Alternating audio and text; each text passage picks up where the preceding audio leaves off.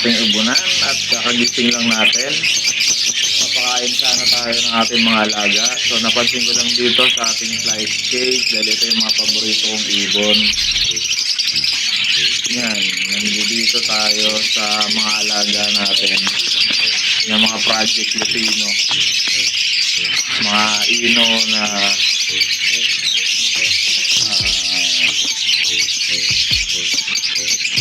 mga kargado ng ino itong flight na to. So hindi ko lang maalala kung 4 lang ba talaga ang laman nito o 5. Yan, nandiyan siya. Kaya ako'y sobrang nagulat at namangha dahil tayo ay nasa ikatlong palapag. Yan, nasa 3rd floor yung ibonan natin.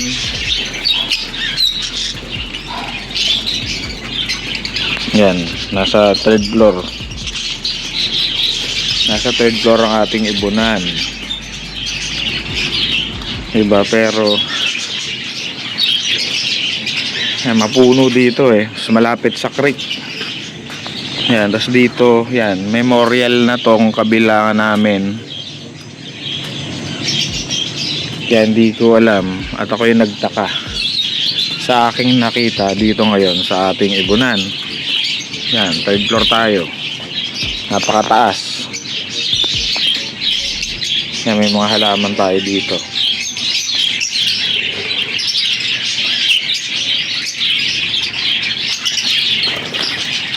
Diba, yung mga alaga natin Yan. Ito dati may parakit dito. Na-out na natin. Yan yung mga natin. Iba pa nating ibon na ginagawa nating flight. Tapos yung mga parakit din na binibreed natin. Nandiyan din. Ayan pa, flight din yan. Tapos dito yung ating mga breeders sa loob.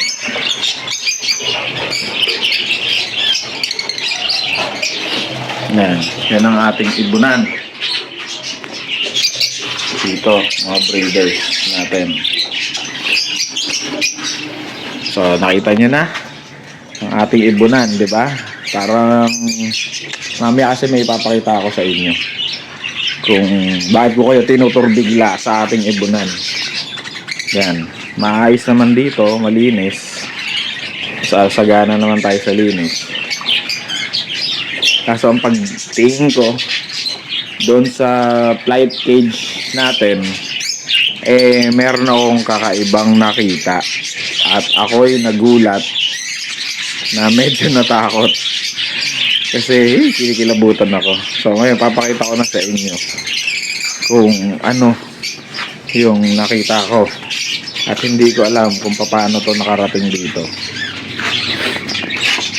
Ayan guys, merong sawa. Tubig, medyo malaki-laki na to.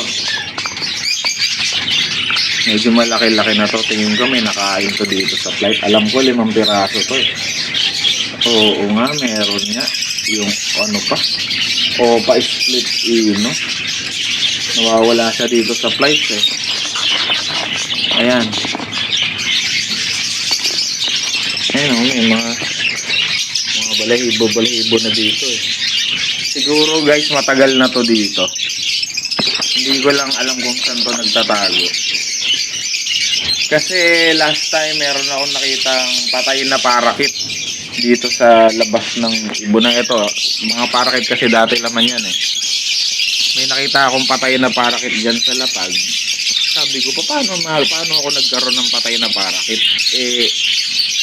Paano makakalabas dito sa kulungan na to? Siguro ito na yung salarin na yan Kasi nagulat talaga ako, meron akong patay na parakit. Ito yung salarin. Siguro hindi ko lang alam kung saan to nagtatago.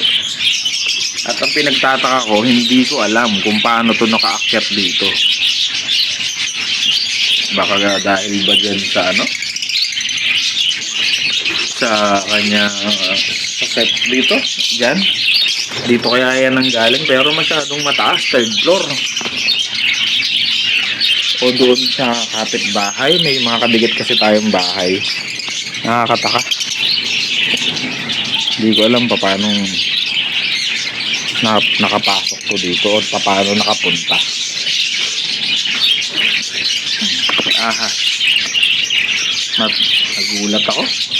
Natakot ako bigla.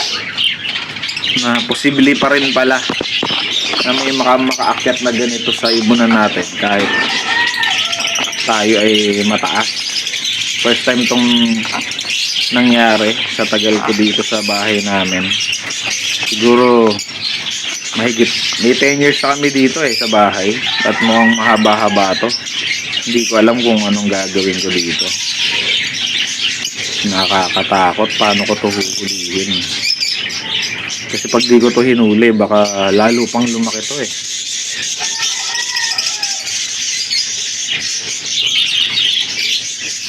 diba? Ay nako, kawawa naman yung isa natin opaline split ino. Surbol yun nga nawala dito. Laki. Tingin ko mahigit 24, mahigit na siguro 24 inches, mahigit to. Laki. Ito yung sawa to sigurado.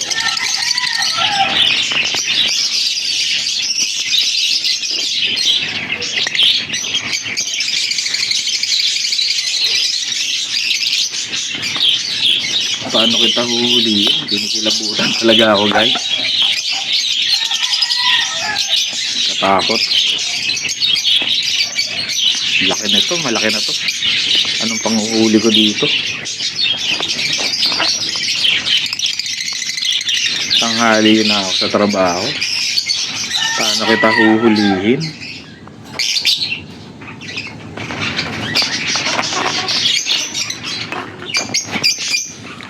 Ay nako, nakakatakot. Ayoko naman patayin. Pero sure talaga ako may nakain tong ibon. Kaso baka ubusin yung mga ibon ko dito kung di huhulihin dito sigurado kaya niya rin umakyat dyan sa mataas na yan Talagang pinagtataka ko lang kung paano siya nakapasok dito o paano siya nakaakyat. Talagang kala rin talaga to yung isa kong parakit na namatay. Grabe, nakakagulat naman talaga itong sawa na to.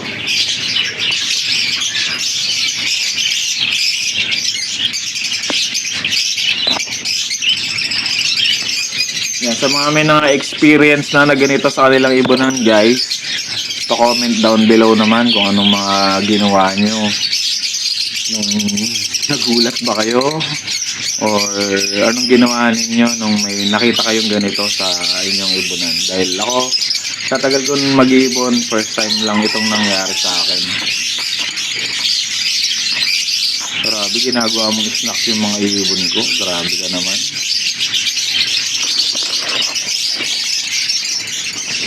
Yan, siguro nakadalawa na to. Isang parakit at isang green opaline split ino. Yun na yung mga nadali nito sa akin. Yan, talaga hindi ko alam paano ko ito huhulihin, guys. Natatakot ako. Hindi ko alam talaga.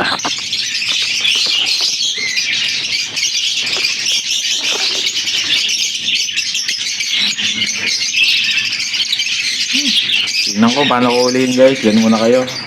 So comment down below na lang kung ano mga nag-experiences nyo, kung nagkaroon man kayo ng experience na ganitong pagkakataon. Ako pa, Diyos ko, Rudy.